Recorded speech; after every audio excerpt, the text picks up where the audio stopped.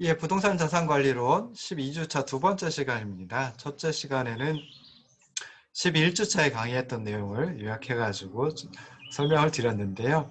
한 시간이 훌쩍 지나가 버렸네요. 자, 예, 이제 두 번째 시간에는 부동산 경기 변동의 지표 하면서 이제 경기 변동에 대해서는 다 나가고요. 그리고 나서 이제 부동산 정책에 대해서 살펴보도록 하겠습니다. 자, 그래서 강의안을 세 번째 강의안 띄워놓고 시작을 하도록 하겠습니다. 98쪽이고요.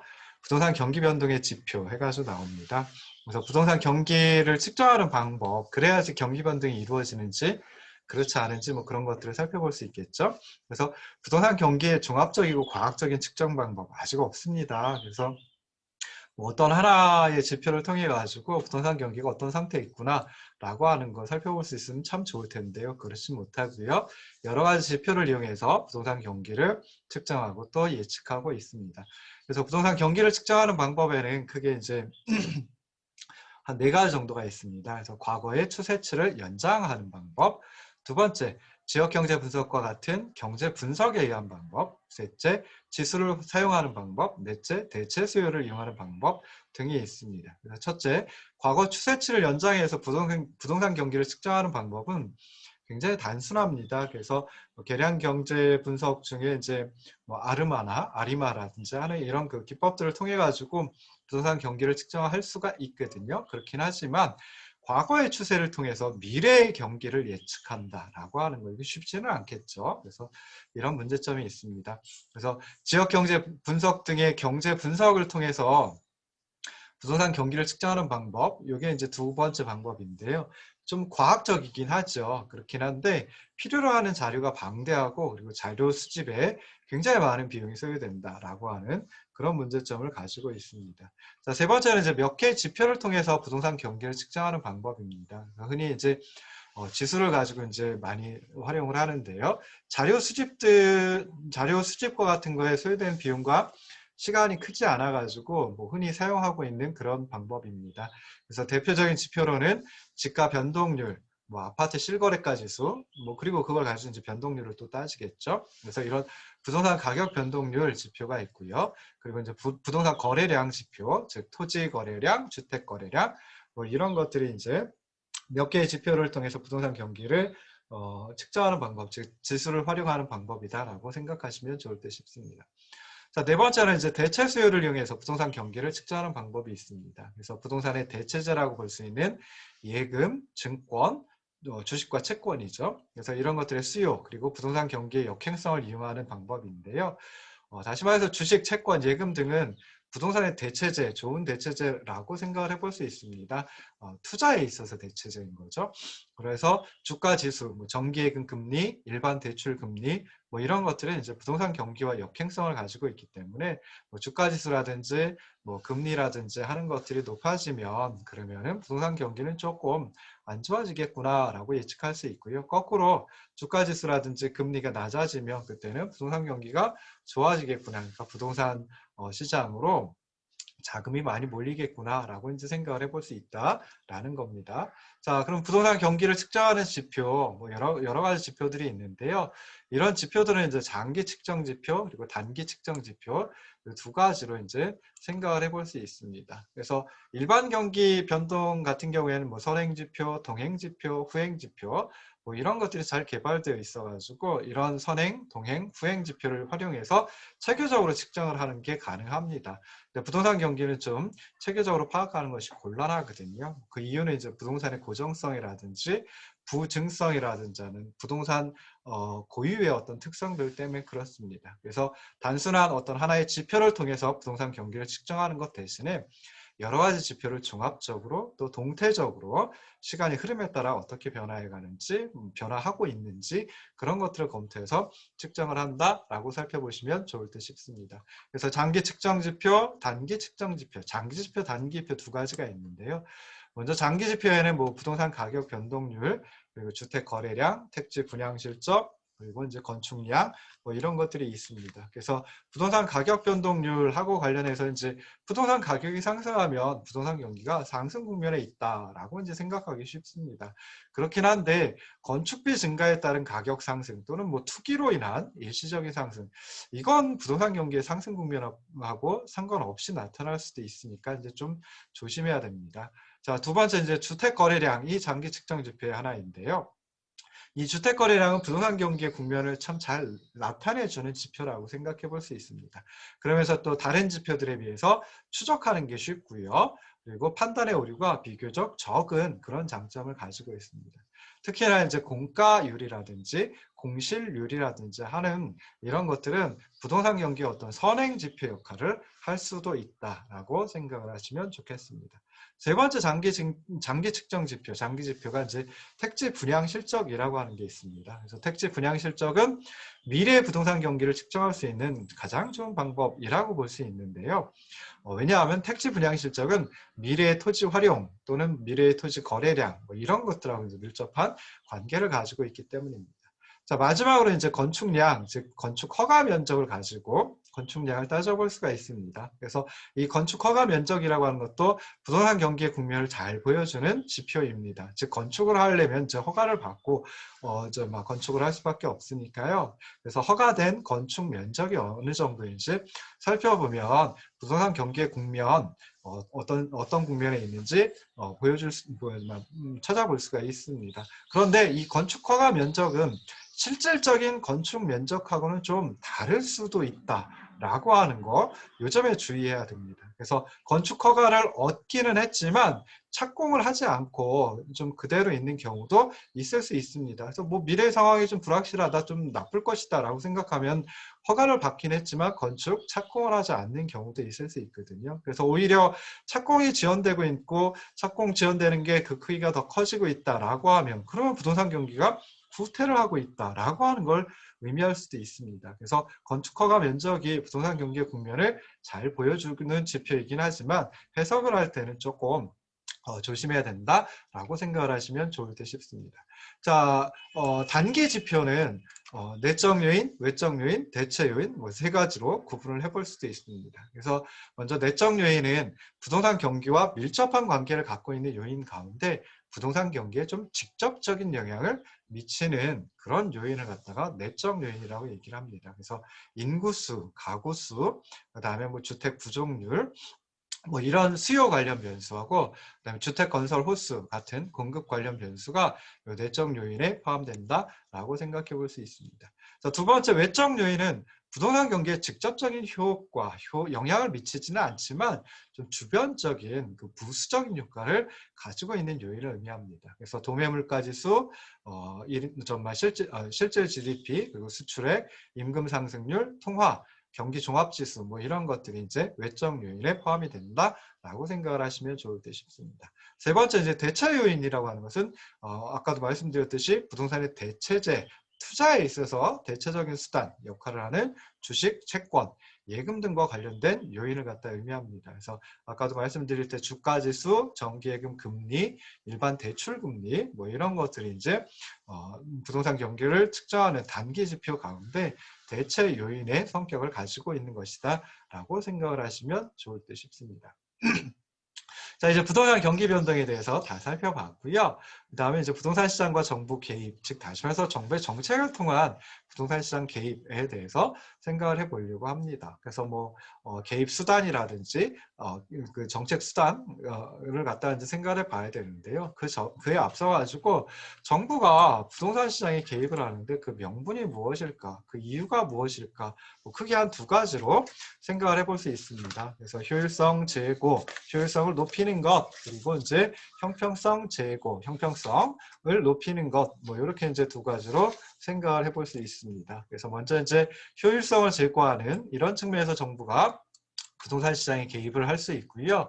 좀 명분이 있다. 그러니까 좀 어떻게 생각하면은 정당화된다라고 생각을 해볼 수 있습니다. 그래서 효율성 측면에서 부동산 시장은 완전 경쟁 시장의 조건을 제대로 충족하지 못하는 경우가 많이 있습니다. 그러다 보니까 사회적으로 또는 뭐 국민 경제 전체적으로 자원 배분이 최적 상태를 이루지 못하고 그래서 비효율적 상태에 머무는 그런 경우가 많이 있죠. 그래서 시장이 자원의 효율적 배분에 실패하는 현상을 갖다가 우리 보통 시장 실패, 마켓 페일리어라고 얘기를 하는데요.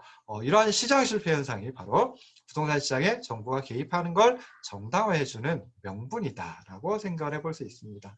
시장 실패를 초래하는 원인은 뭐 크게 한 5가지 정도 생각을 해볼 수 있습니다. 독과점, 그러니까 불안정 경쟁이라고 또 표현을 하기도 하죠. 그리고 외부 효과, 공공재, 비용 감소 산업, 불안전 정보 뭐 이런 것들이 이제 시장 실패를 초래하는 원인으로 알려져 있는데요.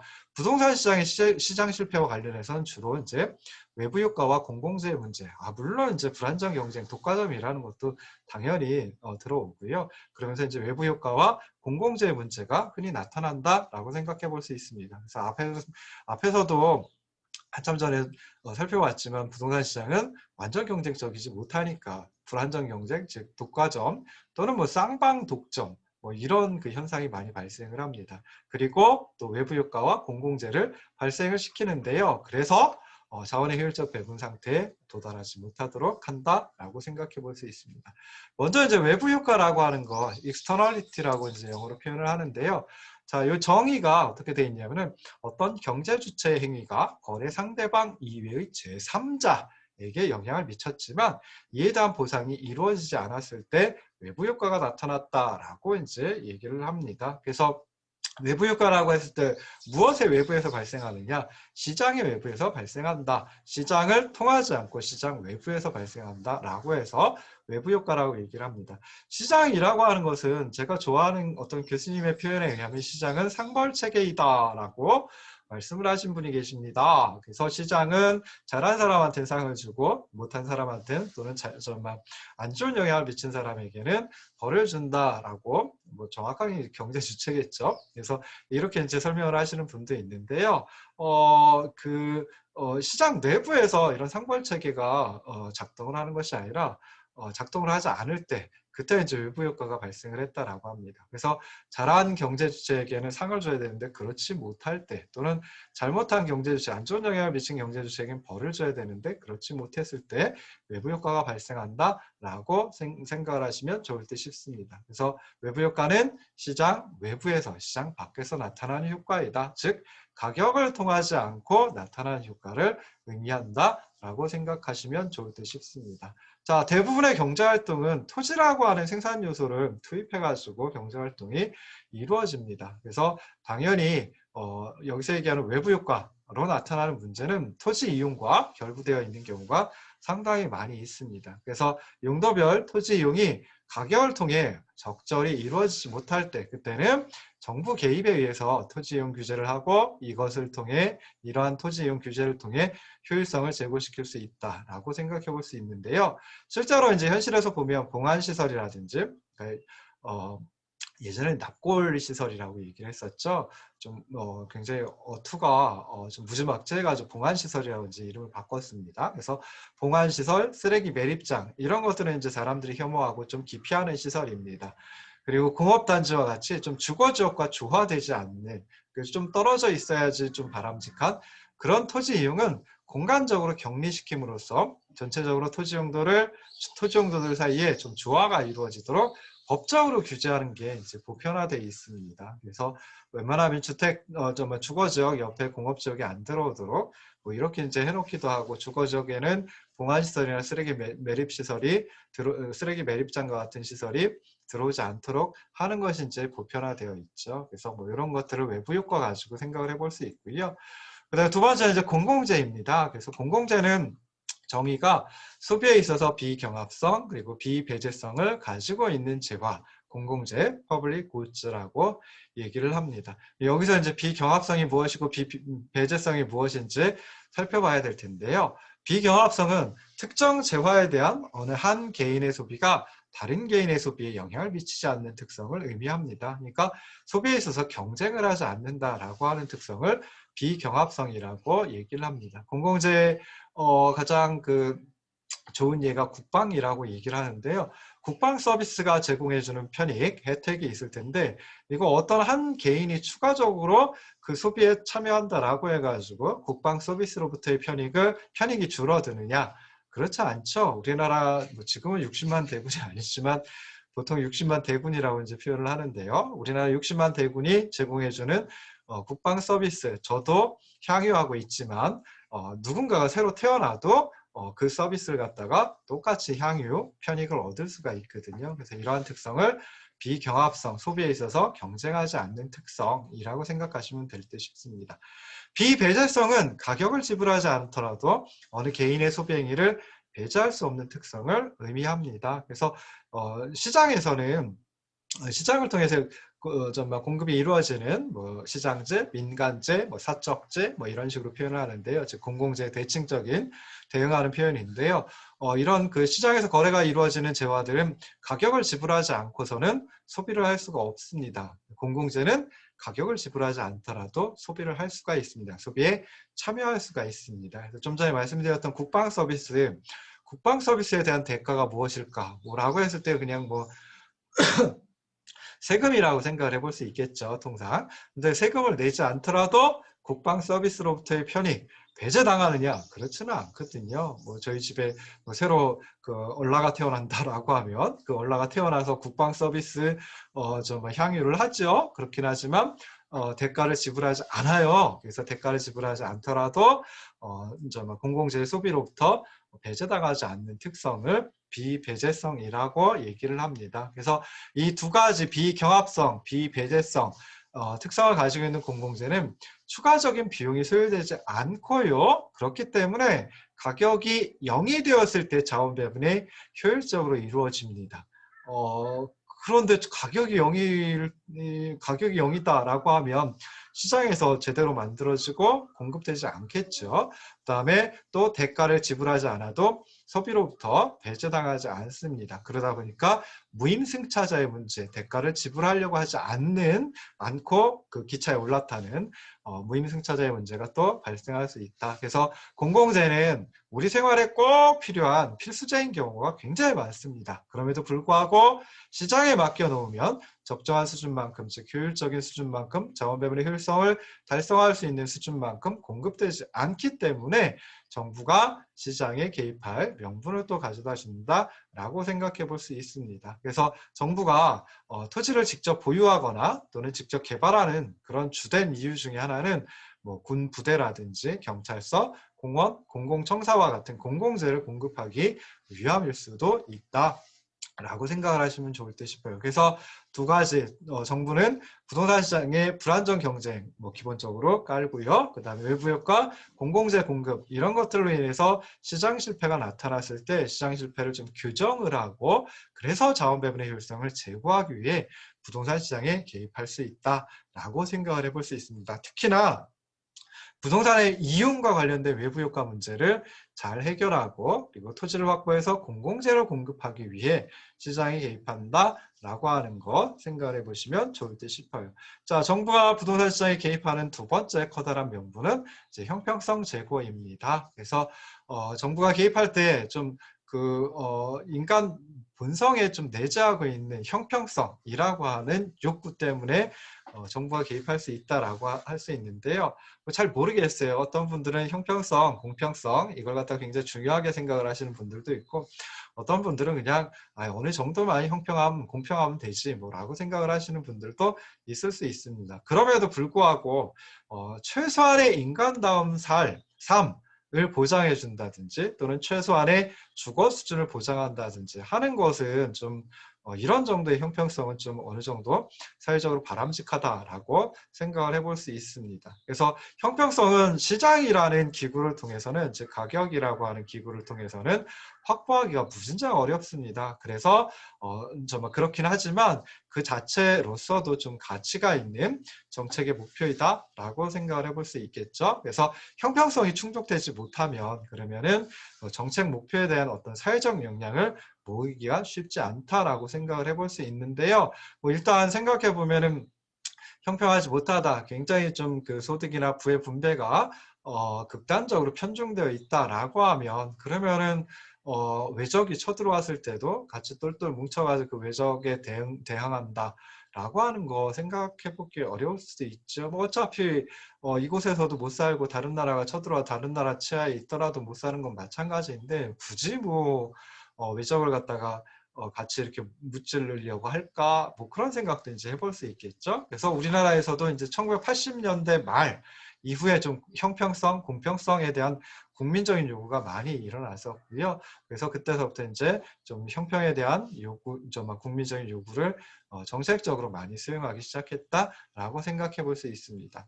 자, 그래서 형평성을 갖다 좀 높이는 그런 정책들이 필요한데 형평성하고 효율성은 좀 상충적인 경우가 많이 있습니다. 그래서 형평성을 제고하기 위해서는 효율성이 떨어지는 경우가 많고요. 거꾸로 효율성을 제고하기 위한 정책은 형평성을 떨어뜨리는 경우가 많이 나타나고 있습니다.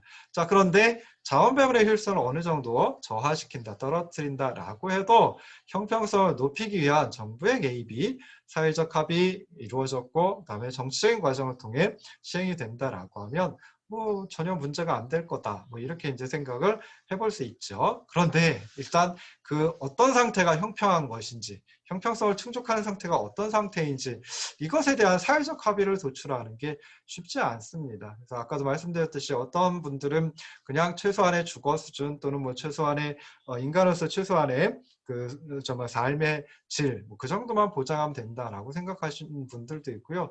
뭐 그게 뭐야? 그 뭐 그렇지 않아. 그냥 뭐 저기 일 잘하는 사람은 잘 벌고 그다음에 투자 잘하는 사람 잘 벌고 뭐 못하는 사람들은 못 벌고 뭐 이게 공평한 거지 공정한 거지 뭐 이렇게 생각하시는 분도 있고요. 또 아주 극단적으로는 그냥 모든 사람들이 동일한 소득 또는 동일한 자산 규모를 보유하고 있는 게 이게 즉 균등이 형평한 거지라고 생각을 하시는 분도 뭐 있을 수 있어요. 자, 그래서 이렇게 이제 합의하는 게 어떤 상태가 형평성을 충족하는 상태인지 합의하는 게 좀 어려울 수 있고요. 네, 두 번째로 이제 좀 정치적인 과정을 통해 가지고 형평성 또는 그러니까 형평성을 만족시키기 위한 정부의 개입이 뭐 이 정도는 돼라고 하는 거 살펴볼 수 있겠죠. 그런데 정치인들의 궁극적인 관심은 유권자의 표를 획득하는 것에 있죠. 그러다 보니까 정책이 가져올 장기적이고 거시적인 파급 효과 뭐 이런 걸 엄밀히 따지지 않고 그냥 유권자의 표를 획득하기 위해 좀 단기적인 임시 방편적인 그런 정책을 수행하는 경우도 많이 있다라고 생각을 해볼 수 있습니다. 그래서 형평성을 제고하기 위해 정부가 시장에 이제 개입하는 게 필요하지요. 그런데 아까도 말씀드렸듯이 효율성의 저하를 상쇄시키는 그럴 정도로 형평성의 혜택을 가져오는 정책을 찾기는 좀 쉽지 않을 수도 있다라고 하는 것도 생각을 해보시면 좋을 듯 싶습니다. 그래서 여기서는 이제 정말 정부 개입의 명분을 두 가지 효율성 제고 그리고 형평성 제고 이 두 가지 측면에서 살펴봤고요. 자, 그 다음에 이제 정부 개입의 유형 크게 한 세 가지로 또 나누어 가지고 생각을 해볼 수 있습니다. 그래서 직접 개입, 규제, 간접 개입 뭐 이 세 가지 유형으로 구분할 수 있는데요. 뭐 또 다른 학자분들께서는 이게 아니라 그냥 뭐 직접 개입, 간접 개입 이 둘로다가 구분을 하시는 분들도 있고요. 이것보다 더 많이 유형 구분을 하시는 분들도 있습니다. 근데 저는 직접 개입, 규제, 간접 개입 세 가지로 구분을 해봤습니다. 그래서 직접 개입은 정부 또는 공공기관이 부동산 시장에서 직접 공급자 또는 수요자 역할을 적극적으로 수행하는 방법이다라고 정의를 할 수 있습니다. 그래서 부동산 수요의 증가에 능동적으로 대처하기 위해서 공급을 원활하게 하는 그런 정책 수단 그리고 또 가격을 안정시키는 역할을 수행할 수 있겠죠. 그래서 이런 그 직접 개입과 관련된 정책 수단에는 뭐 공공임대주택을 직접 공급한다든지 또는 뭐 토지은행제, 토지구획 정리, 공영개발을 정부 또는 공공기관이 하는 경우가 해당이 됩니다. 두 번째 이제 규제가 있습니다. 그래서 규제는 부동산의 소유, 개발, 이용을 사회적으로 바람직한 방향으로 유도하기 위해서 법적, 행정적 조치에 의해 제한하는 방법이다라고 생각을 해볼 수 있습니다. 그래서 규제는 개인의 소유권을 보장하는 범위 내에서 수행한다라고 하는 점에서 직접 개입하고 좀 차이가 있고요. 규제와 관련된 정책 수단에는 뭐 도시군 기본계획, 도시군 관리계획, 용도지역 지구제 등의 토지 이용 계획, 그리고 건축 규제 뭐 이런 것들이 규제에 해당이 됩니다.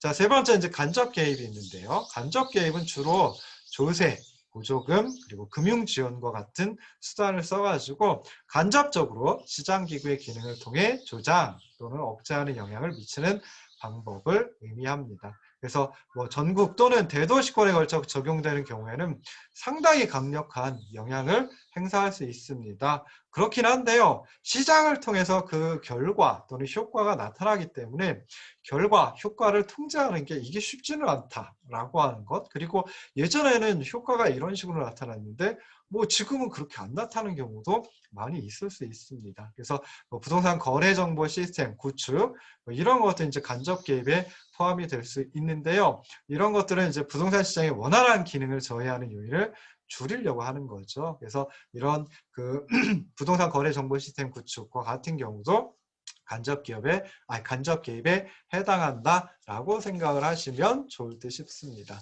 이런 정부 개입이 항상 시장 실패를 교정해 줄 수 있느냐, 그래서 정말 효율성을 제고할 수 있느냐, 또는 형평성을 제고할 수 있느냐라고 생각하지 못하는 경우도 있을 수 있겠죠. 그래서 시장 실패를 개선하기 위해 정부가 시장에 개입하긴 했는데 정부의 개입이 오히려 자원 배분의 효율성을 저하시킬 수 있습니다. 떨어뜨릴 수 있습니다. 그래서 이럴 때를 이제 정부가 실패했다. 정부가 제 역할을 하는데 실패했다. 정부의 실패, government failure라고 얘기를 합니다. 그래서 정부 실패의 원인으로는 크게 또한 4가지 정도를 생각해 볼 수 있습니다. 그래서 정보의 부족, 효율과 형평의 상충, 관료제의 문제, 그리고 인적 자원의 부족, 뭐 이런 것들을 갖다 이제 생각을 해볼 수 있는데요. 뭐 설명은 이제 5가지를 이제 할 겁니다. 그래서 정보의 부족이라고 하는 거 먼저 생각을 해볼 수 있는데요. 정부가 최적의 정책을 수립해서 집행할 만큼 완벽하고 완전하고 충분한 그런 지식과 정보를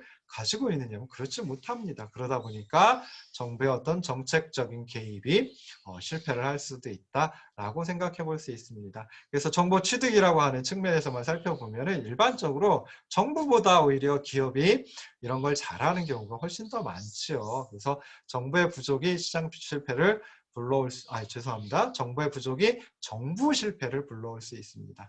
자, 두 번째로 이제 정부가 시장에 개입한다라고 했을 때는 자원 배분의 효율성을 높이는 것 이외에도 소득 분배의 형평성을 높이려고 하는 목표 이런 경우가 상당히 많습니다. 근데 이 2가지 목표를 한꺼번에 달성하는 것은 쉽지 않습니다. 그래서 정부 실패가 발생을 하기도 합니다. 그 다음에 또 정부가 정책 집행의 결과를 제대로 평가하지 못해가지고 이게 효율성을 제고했는지 떨어뜨렸는지 이걸 살펴보지 못하는 경우들도 많이 나타날 수 있습니다. 자, 세 번째는 이제 관료제 때문입니다. 그래서 정부와 공공부문은 민간 부문에 비해서 좀 경직적이고요. 그리고 관료제적인 성격이 많이 있습니다. 그렇기 때문에 정부 실패가 발생한다라고도 생각해 볼 수 있는데요. 뭐 업무 처리에 있어서 좀 효율적이지 못하고요. 그다음에 무사안일주의 그냥 지나가기만 하면 된다라고 생각하는 거. 그다음에 또 공공부문에서 이제 권력을 독점한다든지 또는 그 권력을